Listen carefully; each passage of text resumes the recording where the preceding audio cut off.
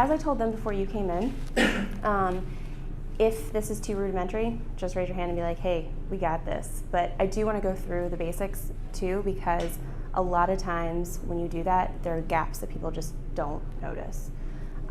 So, all right, we're going to talk about getting the most out of your LinkedIn profile. And in doing that, we really want to look at your profiles first, because if you don't have a good representation of what you're doing here with Chris, then they might not take you seriously. And being that a lot of you guys, well, all of you guys are still in some type of schooling, and the fact that you don't really have a background in social, it's important that you can still demonstrate that you're very credible and that you can really explain to someone why they should work with Social Suit Social. Sorry. It's okay. All right. Oh, it's Sweet Social. Sweet Social, I'll do that. The guy I'm going to use as an example today is a gentleman who used to work for Hootsuite, and he has traveled the world doing trainings for Hootsuite University, but he really set the mark for social selling, and he has done an excellent job of using LinkedIn to sell. So how many of you guys have really tailored your title so that it's not just your working title, but really represents what you are doing? None of you? You have? Okay. So that's the most important thing to do. Your title gives a person a reason to click through. And if you don't have on there right in the center of what you're doing, why should they look at you? And say you connect with somebody and they don't know you, and they're like, well, who is this person? And they really can't see everything in your profile, and they don't really understand why you're connecting. You really need that title. You see here, he tells you right up front that he is a trendsetter for social selling. His LinkedIn URL is actually social selling instead of his name. He then, right on the front, says that he is an author and keynote speaker. The purpose for this is because he just recently started his own business, and he wants people to know that he will speak at businesses or at different conferences. That's important because for him, he's going to get a lot of publicity that way. There are people all the time that are searching for speakers. And if you don't have it right there that you're a speaker, how would they ever know? So he's saying that he's a social seller, he's a speaker and author, so you can find him in a lot of different ways, and he's also helping you drive your sales through social media. It says it right there. That's something for you guys to know because you each are doing sales and you have a different purpose. So while you're doing work with Chris, you're also branding yourself. And it's important that you really think about what are your strengths and what do you want people to know you for. So really develop that purpose of why you're on LinkedIn and then use that in your title. The other thing that's going to be really important for you, how many of you guys have professional headshots? Semi-professional. Semi-professional, huh? That might be. Okay, well that's a plus. That's at least a plus. It is important to have a professional headshot. If you don't have one, and I think it's great that you have access to Chris who has the camera and everything like that, but if you don't have a professional headshot, people won't take you seriously. And that will hurt your profile. If you don't have a photo, people don't even look at your profile. They don't even know who you are. So they want that face to connect with your name, and it's going to be the best return on investment that you'll get by doing a professional headshot. Have any of you guys customized your URL? No? Okay, that's number one. Chris, have you done that? I don't think I have. Okay, so when I leave here today, all of you guys should have customized URLs. When you go to edit your profile, it actually will show up right below this, or it'll show, like, when you hit contact information, it shows your URL. You can go to the top right-hand corner and hit edit URL or customize URL, and you should change it to your first and last name. If that's already taken, add in a middle initial or a middle name, or if you absolutely have to, add a number at the end, but it's preferable that you just have your first and last name because then you can tell people how to find you. If someone's not a second or third connection, they can't really find you just by searching your name. It's just how LinkedIn's set up. So if you have a URL to send them to, then they'll be able to find you. And that's going to be very important for you in sales because a lot of times the people that you need to connect with, they're not your second or third connection. So you need to have that accessibility. All right, the summary. How many of you guys have really developed your summary? Oh, come on, guys, you're killing me. I think we use like your template. Yeah. Yeah? The one I wrote up, they kind of just customized. Okay. All right. Well, if it's anything against what Chris tells you to do, ignore me. Don't But do it. let me give you the formula for a good summary.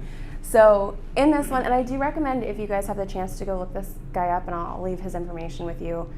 He's very friendly. He does conferences around Chicago too, but he's from Canada. But he has a really good example for a salesperson who is in the social space of how to connect with people. And his summary shows you that you should be in first person. That's number one, most important. A lot of bios are done in third person because that's just very traditional.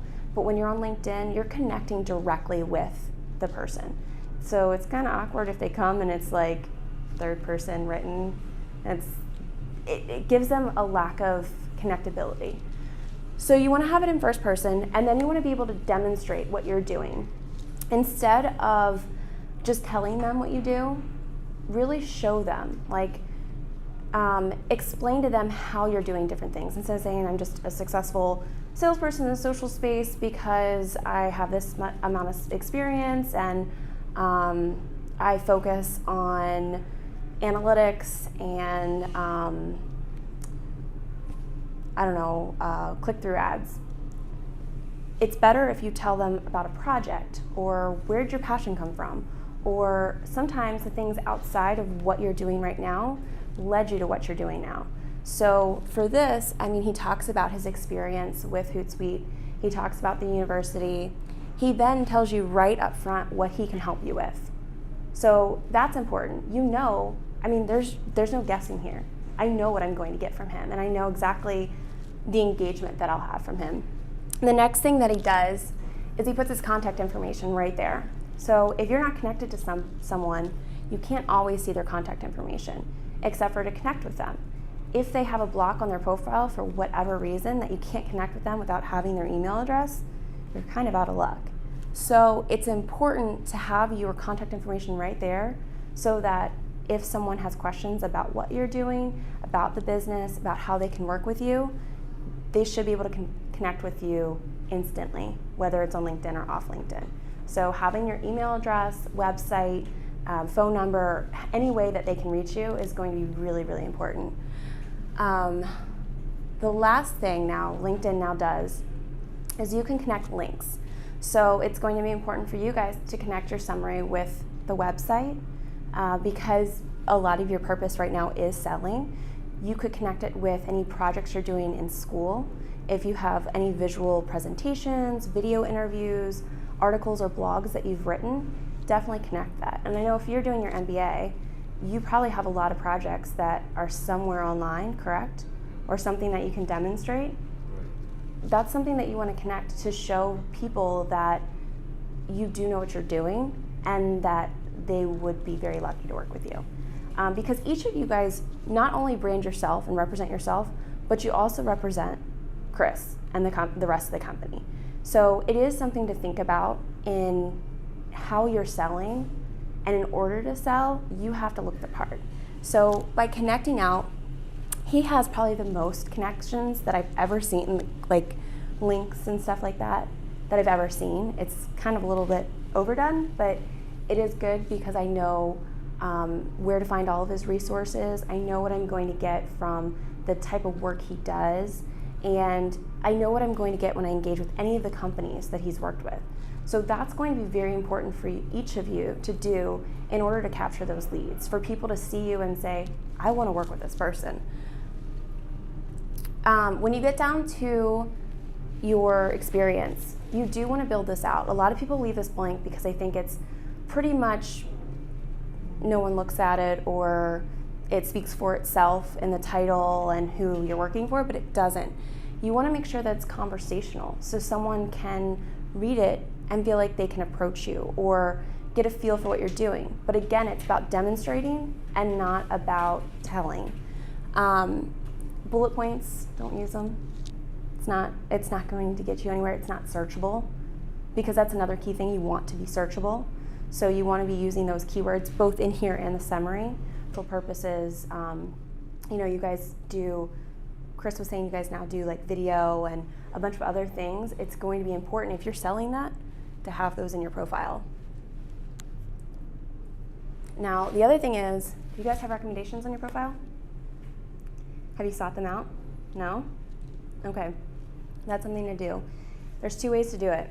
One, you give other people recommendations, your peers, your colleagues, people that have either mentored you, taught you, or are your boss. Like, ask them, hey, do you mind giving me a recommendation? You can do it right there on LinkedIn.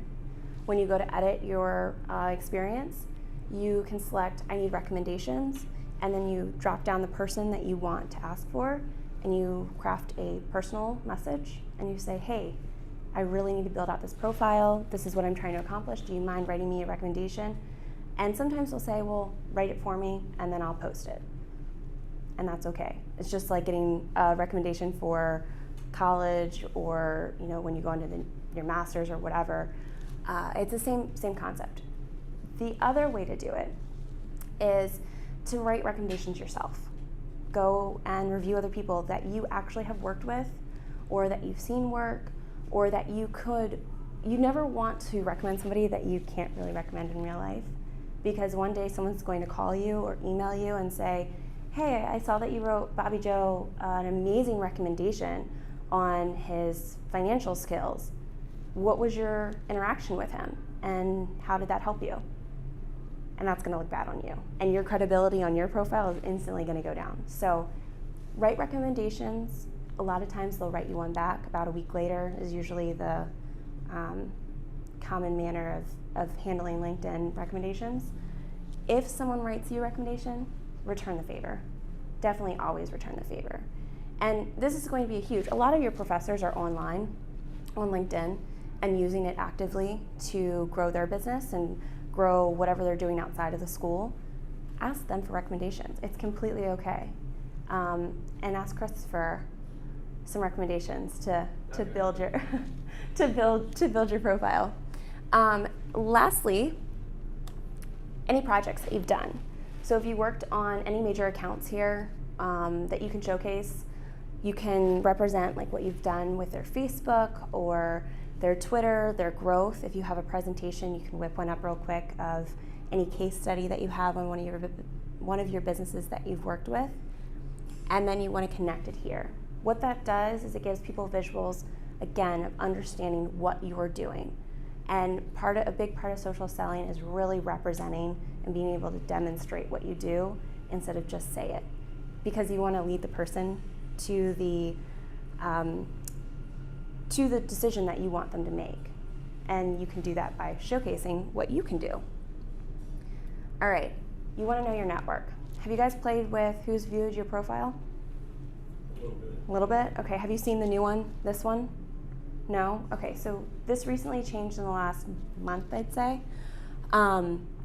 If you don't have a premium account, you can only see a limited amount. If you do have a premium account, which I used to be very much against because I didn't see the value in it, I do now see the value in it because they've made a lot of changes.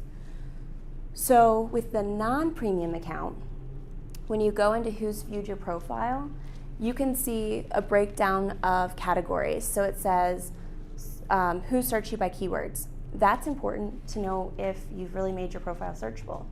So are you using the right keywords? How will you know if you don't check this? I think it's more valuable to have more people searching your keywords than it is any of those other ways. Anyone searches my last name, that means I know them. That means that I have some connection with them. Searching my title is good because that means someone's searching social media connector, social media consultant, trainer, keynote speaker. That means they're finding me the way I want them to. Summary of my job or description, summary or job description or other keywords, that's saying that my profile is very highly searchable. When you hover over here, it'll show you a breakdown of some of those keywords that people are finding you from. Again, if it's not premium, it's not going to show you a lot, but it will show you some. So you can at least get some information out of it. And each one breaks down. If you do have a premium account, when you break it down, it also breaks down the exact person who falls into that category. That's huge because if you find that someone, say, Jane finds me from my summary, and she also finds me from searching my title, and then I click over to where they're from, and it says they're from Chicago. And then I click over and they have, they're CEO of an organization. To me, that says that could be a sales lead. That could be someone that's looking to work with me but doesn't know how to reach out, or isn't 100% sold, or is looking at a couple of different options. I want to reach out to that person. I want to find some way to connect with that person. Do I have a mutual connection? Do I have a reason to connect with her or him?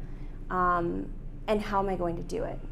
Do I have to send an in-mail, or can I connect with them because they're a second connection and then direct message them? So that's going to be very important to each of you in your selling progress.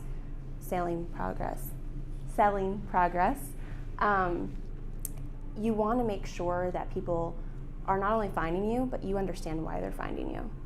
And if they're not reaching out to you, how can you reach out to them? So you want to make sure you're studying your network. All right, when you go and connect with people, have you noticed that you can now keep notes on your connections? Are any of you guys doing that? It's huge, absolutely huge. If you're not investing in like a CRM or something like that where you're really managing your customers and keeping reminders, this is a good tool. I really think that LinkedIn is building up so that the more you pay, the more you get out of it. And I think that they're going in the direction of a CRM. This is not, no. But I think that that's the direction they're going. I think they're trying to build it up so it's more than just a Rolodex. It's going to be almost a virtual CRM in some way. Charging for it as it gets more reliable? I think so. They haven't yet. I think that that's the direction. I think that they're going to really advance this because they've been pushing a lot of this with how-tos and presentations on how to use it more effectively. So this is something to take advantage of because then you can get rid of those Excel sheets that you're not updating, or you're not maintaining the reminders or something like that. You can remind yourself in here when you need an update, when you need to connect to them again, when do you need to touch base with them to remind them where you are. That's going to also connect with your phone. So there's an app, instead of just LinkedIn app, there's an app called Contacts, and that's with LinkedIn. If you download that, it updates you every day. If one of your connections has a birthday, has a new job, has a work anniversary, anything like that, you get right to your phone. And if you've put in reminders here of when you need to connect with somebody, then it's going to remind you on your phone. So you don't have to do all the work. I know for me, I get really caught up in what I'm doing and I'll forget to touch base with somebody. Like I know my phone reminded me today that this week I need to touch base with someone that I called with 2 weeks ago that said, hey, we can't make a decision for 2 weeks. So call us next Monday or 2 Mondays from now and we should be able to have a decision for you. I would have completely forgot. My calendar doesn't remind me well enough. I need something like this. But in addition to that, you can also switch over to how you met, and you can connect, like you can insert who connected you. So a lot of my business is referral based, and I want to keep track of how I met somebody because sometimes it webs out. So I can connect them to the profile of the person that originally connected us or introduced us. And no one else sees it but you. You're the only person that sees this end of it. You can edit their contact information. So if they haven't shared certain contact information, but you want to keep track of it, you can go in and you can add in their telephone number, their husband or wife's name, anything like that, you can include in here. You can also tag them. So say you have a category of sales leads and you have reminders, or maybe you don't have reminders in there, but you do have a category of sales leads. You can go click that. Every profile that you've tagged as a sale lead will pop up, and you can check on them on a regular basis. That's another huge thing for you in selling on LinkedIn, so that you can stay organized and you won't forget somebody that you had already connected with or someone that you wanted to connect with but haven't yet. You need to track it. All right, for connecting. You guys connect with people that you don't know often, correct? Do you personalize your message? That has to change. I don't accept people that I don't know that don't tell me why they want to connect with me, and I can't figure out within 5 minutes how I might know them. I just don't, because my network is very important to me. My network is a people network, so they connect with my connections and I connect with their connections, and that's how we do business. I don't want someone who's going to connect with me who's going to spam me and then go and spam my network, because I have almost 1,000 contacts, and those 1,000 contacts are then second connections to anyone else that I'm connected to. So say this guy from DC goes to connect with me and he's in, I don't know, athletic training. Nothing to do with anything that I do, but maybe he needs social media. So I'm like, okay, well, let's connect with him. Let's see what he has going on. And then he goes and spams all of my network. I'm then responsible for that because I allowed him into the network. It's very important that you tell someone why you want to connect with them, because a lot of times that's why they won't accept you. If they don't know you and they don't know why they need to know you, why would they connect with you? 100 contacts and they're like, yeah, sure, let's go for it. But always put in there how you might know them, or why you want to know them, or why it's important. Why it's important to connect with you. I have a question. Sure. Don't you think people, I don't know, get a little, like, I don't know, if you say that you want to connect with them because you want to sell, don't you think You don't want to say that. you're close a little bit? Yes, I would be like, no, Yeah, like, absolutely even if not. it's- yeah, But okay, direct your way. so what you guys do and what I do is very different. It's the same, but it's different. I do training. I don't do content management. But a lot of times, I need that for my clients. And sometimes Chris might need training for his clients. So say I didn't know Chris and I hadn't met him prior to, and he sees what I'm doing and he actually wants to sell me because he wants to sell my clients. He wouldn't say that in the message. He would say, hey, Leah, saw your profile, saw that you're in Chicago, thought it'd be really cool if we connected because our businesses are similar. Or it could be, maybe I have a completely different business. I saw that you have this, you went to this school, or you're connected to this company, and I have an interest in that company. Let's connect. Find some way, that's why it's important for profiles to be built out. Find something to connect with them on. Give them a reason to see why they want to connect with you. Because when you sell, and you're cold calling, or you're cold emailing, or even warm emailing, you're not saying, hey, I want to sell you, so listen here. You're finding a way to connect with them, right? So the same thing for LinkedIn. You have to find those connections. And I mean, it could be as simple as someone did volunteer work for Big Brothers Big Sisters, and maybe you grew up in the Big Brothers Big Sisters program. And you could say, I really think that's cool that you're doing this. We'd love to connect with you.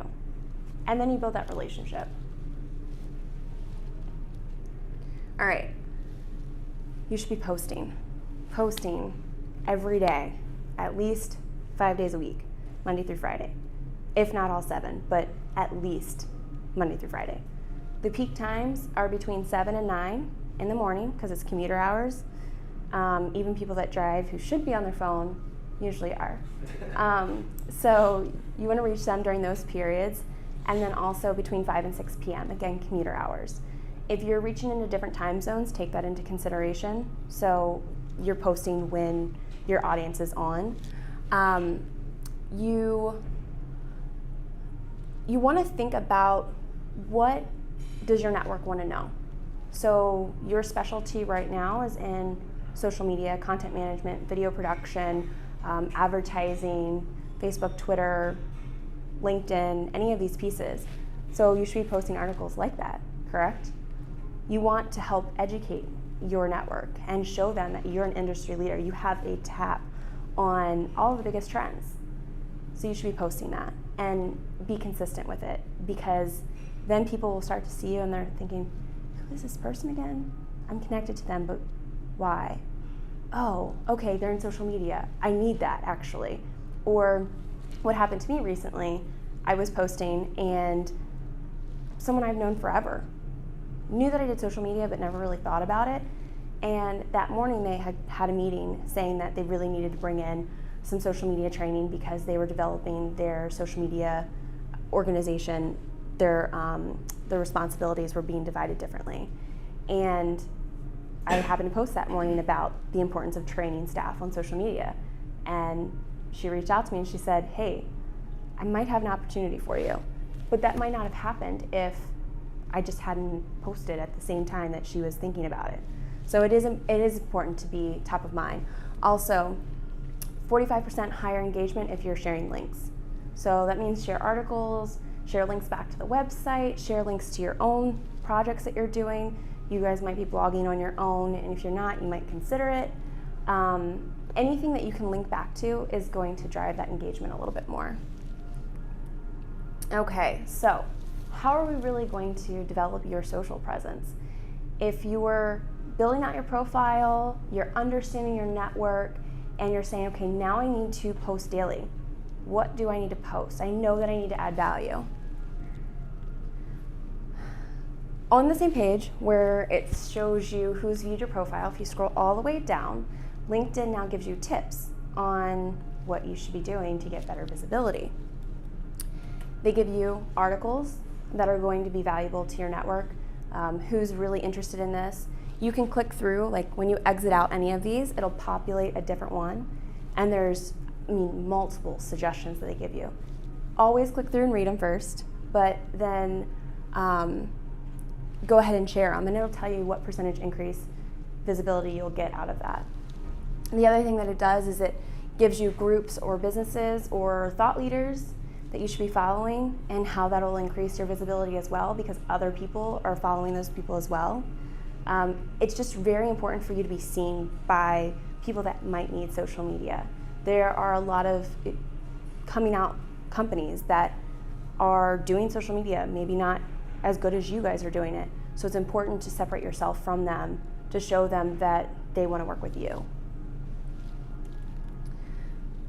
I already talked about recommending. You should also be endorsing. A lot of people roll their eyes at the endorsements because sometimes people do endorse you for things that they probably don't even know if you can do well or not. Again, only endorse people that you do know do those things and do them well. And you can edit them. So if someone recommends you or endorses you for a skill that you don't even have or you don't think is very strong, you can actually take that off your profile. When you go to edit, your endorsements. They're just skills, and you can just exit out of them and you can rearrange them. But that's important to give and then get. And then engage. When other people are posting, you should be commenting and liking and engaging with their posts as well to show your audience that you're listening, you're not just pushing information. Now, this is the really important thing for a salesperson to be doing. LinkedIn now has LinkedIn influencers, and it's not open to everyone yet, but you can submit a request to be a part of it. And what that does is it allows you to basically write blogs, articles, white papers that are pushed out to the whole LinkedIn network. So when someone on LinkedIn goes to LinkedIn Today and they search for, I think it's called Pulse now, but they search for a certain category, your blog, article could pop up. So that's why I said if you're not blogging now, you might consider it. You guys have a blog, correct? Yeah. Okay. So those are things that you could be sharing. Like you could be recycling this information. It pulls traffic back to the website or to your own personal website, and then it showcases what you're good at doing and what you know, and that you're providing free value to other people, that you're not afraid to give away information because you're that good that you can afford to give away really, really good information. That will then show up on your profile. It will be at the top. So before your summary, after your picture and your title, it goes right in between that and the summary. And it'll populate every time you post. And then you get followers, which when they engage with your postings, they can either share it, or if they like it or comment it, it'll go into their network's newsfeed, kind of like Facebook. So that's huge for your visibility and your ability to sell. it allows you to say, not just say that I'm good at social media or our business is good at social media, but it says, I am good.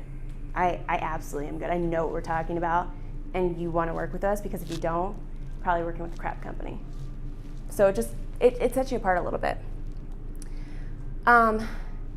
LinkedIn is absolutely essential to your selling.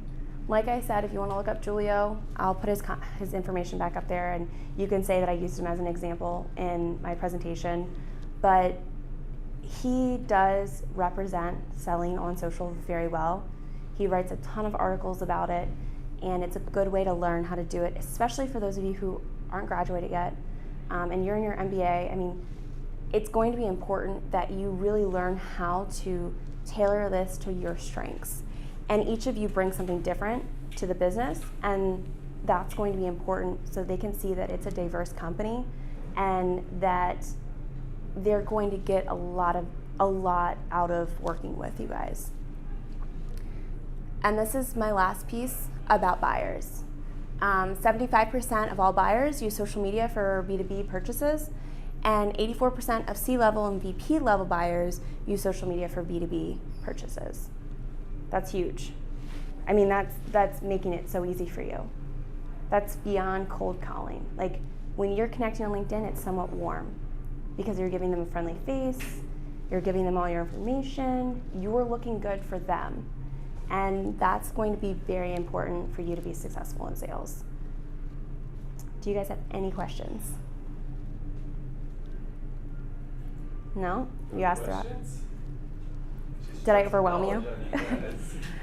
I kind of sped through that, but I know it was a lot, but I do think it's going to be really helpful for you guys to go and spend some time on LinkedIn.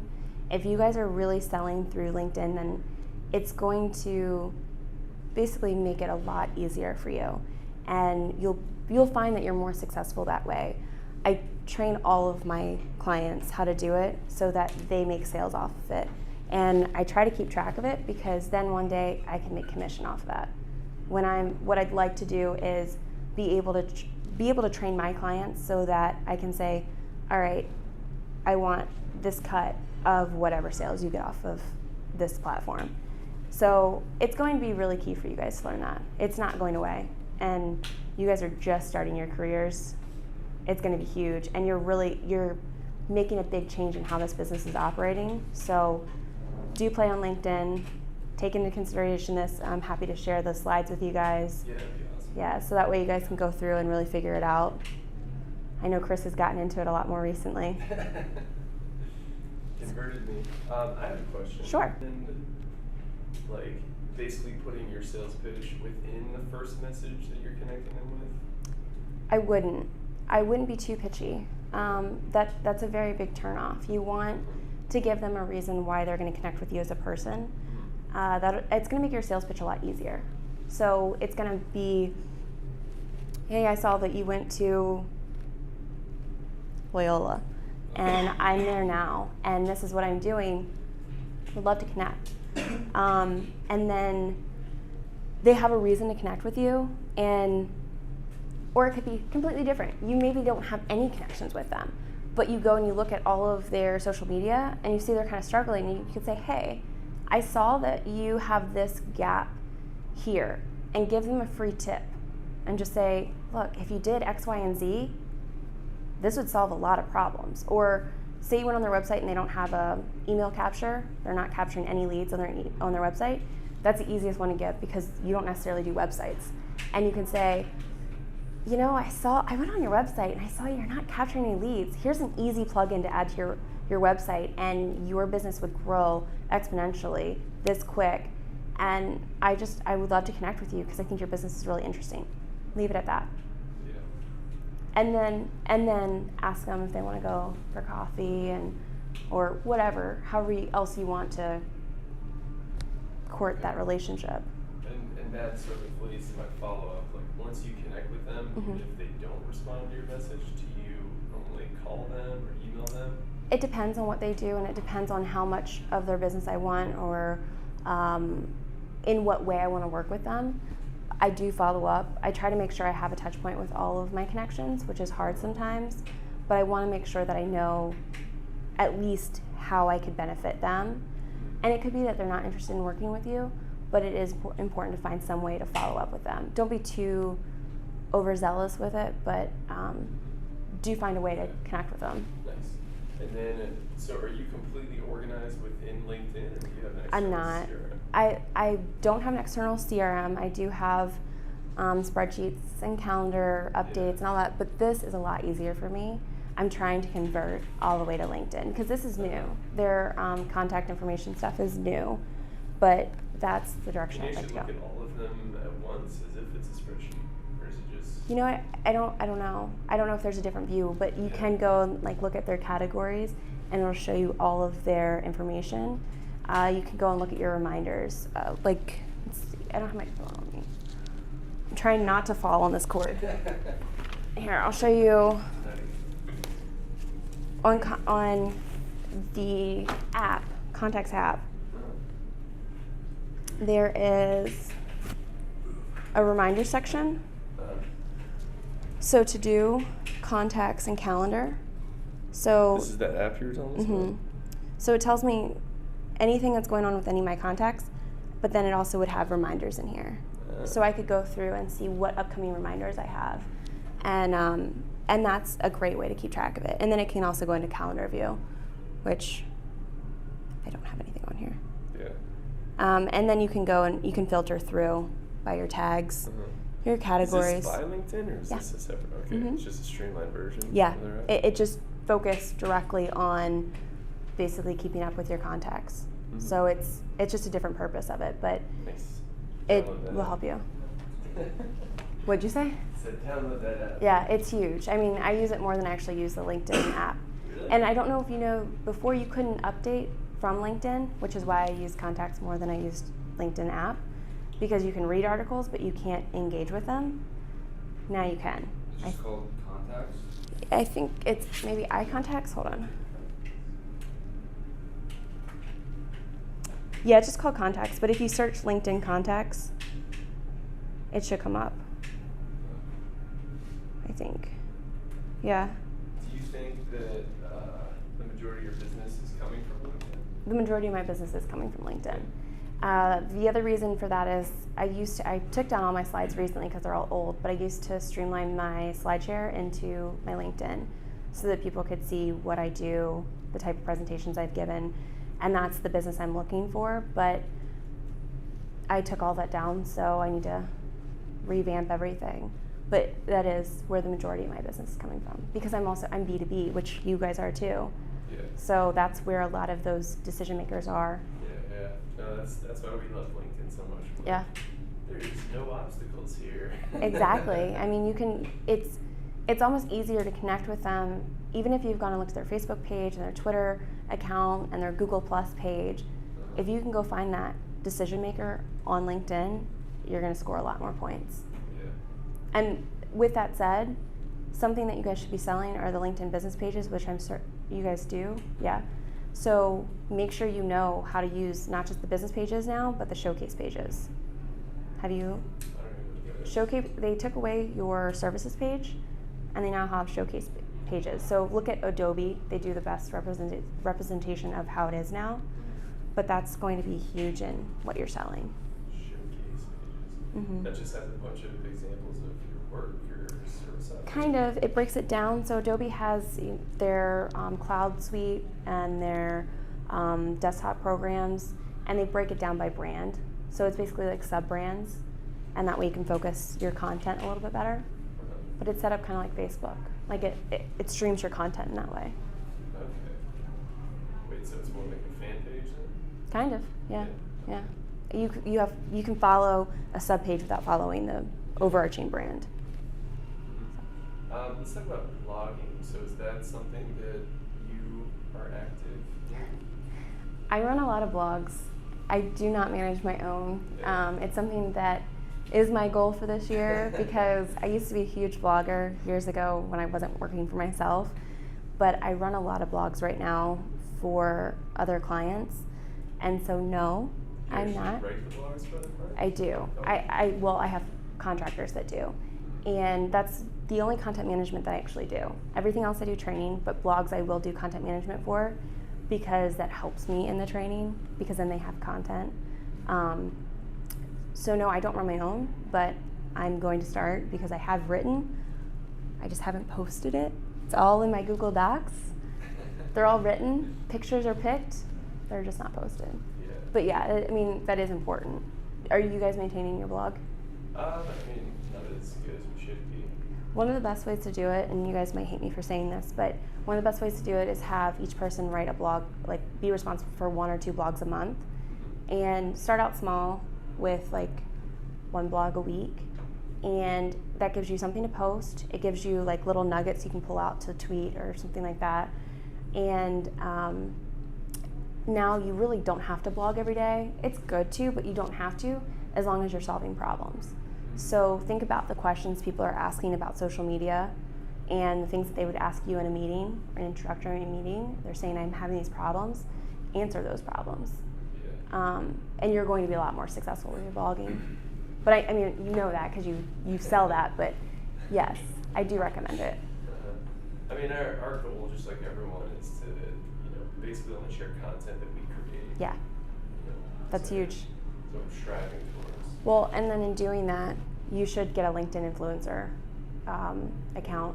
Yeah. When you go to sign up for one before they roll it all out, you just have to submit some writings that you've done to show that you are an industry leader, and then they'll either approve you or disapprove you or what have you. But That's how awesome we are. yeah, but that's why it's good to have a blog and have it updated, unlike what I'm doing. Gotcha. Any other questions? Reciprocation. Mhm. You said the endorsements. If somebody endorses you, should you just go back and endorse them? Depends. Okay. That's what they say, but I won't unless I actually know what they're doing. And I get endorsements from people that I'm like, I've never worked with you before. Like, we're friends, but how do you know what I'm doing? Like, yeah, you could go on my business page and tell me what it says there, but you don't know what I'm doing. So a lot of times I won't endorse people like that because I don't know how good they are. I know that they do this, and I know they go to work every day and they make good money, but I can't vouch for it. I've never worked with them personally or know someone that's worked with them personally, so I can't. You should reciprocate when you can. So if someone's endorsed you that you've worked really well with, or done a project with, or you've done some kind of collaboration with them, then go back and endorse them. It's just common nature. Like you really should do that. Same with recommendations. If someone recommends you that you can recommend, go back and write them a recommendation. Don't do it like that second, because then it looks awkward. Because then your notifications come out and it says, so-and-so just recommended you. You just recommended so-and-so, and it looks kind of obvious. So, does that answer your question? Yeah. Okay. How about this? So, people ask me this all the time, and I struggle to answer it. But Mhm. what could you quantify? Like what drives most of your sales, or percentage of your sales? Like posting links drives 20% of my sales. Direct connections drive 8%. I don't have it broken down. 0. Yeah, I don't have it broken down like that for mine. I should, and that is hard. But I mean, it's going to be important to go forward and track that, but I don't. I need to, just because a lot of mine come from searches that then connect with me that either may have known someone beforehand. So I'm not doing my due diligence and making sure that they just found me from LinkedIn or they just found me from a post or what have you, but they should be tracked, yes. Yeah. Okay. But if you had to guess, you'd say direct connections. Put me on the spot. Yeah, Sorry. direct connections are probably, I'd say, 50% of where my Yeah. leads are coming from, because they're seeing like what I'm posting and whatnot. Although I've had, I'm gonna guess about 20% of people that don't know me that found me through searches that have reached out to me that they want to do work with me. You're talking LinkedIn searches, not Yes, Google. LinkedIn searches. Same with speaking. That's where I've gotten any of my trainings from, and that would be a higher percentage of searches. Okay. Did I answer it okay? Awesome. Yes. Not as detailed as I'd like. I know you want the exact number, but I'm gonna go back and study it now. Yeah. I'll email you a report. Well, sometimes you don't know because Yeah. someone sees your blog, they see Right. an ad that you're running, and then you directly connect with them. They already have your brand Right. online, and then they're more likely to ask. It's like, all right, well, all three then. But that's where you should ask and follow up and know. Right. So yeah, I do. I don't you know how you can go through that screen of people you might know and you can just hit add. I don't do it that way. I'll go and click to their profile and then hit connect, because then you can actually include the personal message. Because even if they're a second connection, that doesn't tell me a lot. It's I get some sometimes that I'm like, okay, yes, you know these 3 people that I know, but why do you want to connect with me?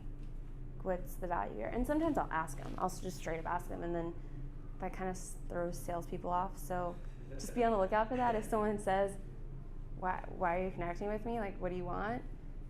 Have a good answer. Have a really, really good answer that has nothing to do with sales. Be prepared. But that's your 3 wishes. but that's why I say just go ahead and start with a personal message. Introduce yourself. Don't be that quiet, anonymous person. Does it matter if you get a friend, other, colleague?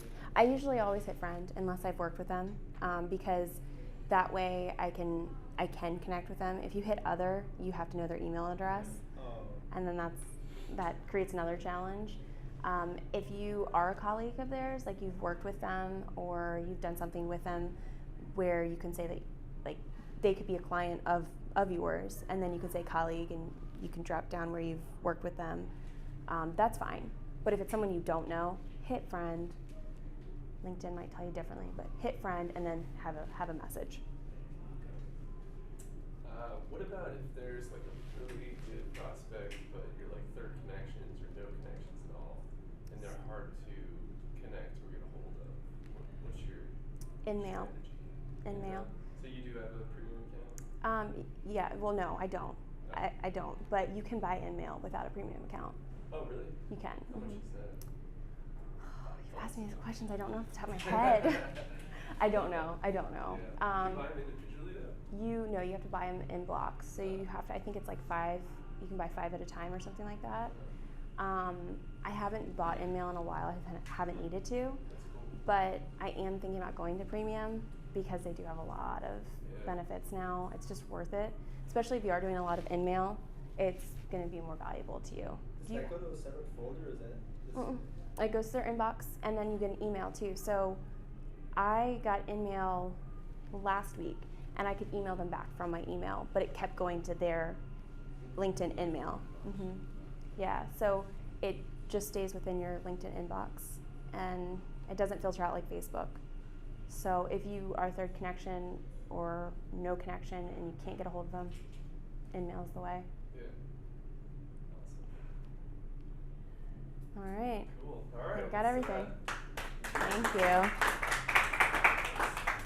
Fantastic. Thank you.